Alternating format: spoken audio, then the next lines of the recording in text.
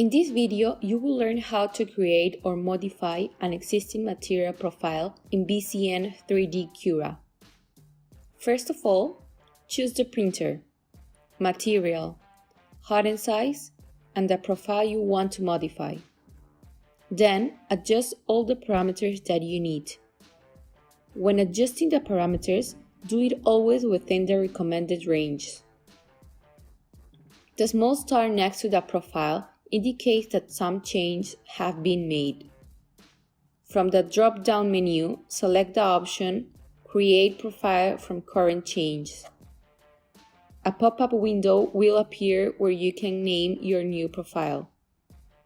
You can now select this new profile on the Profile drop-down menu.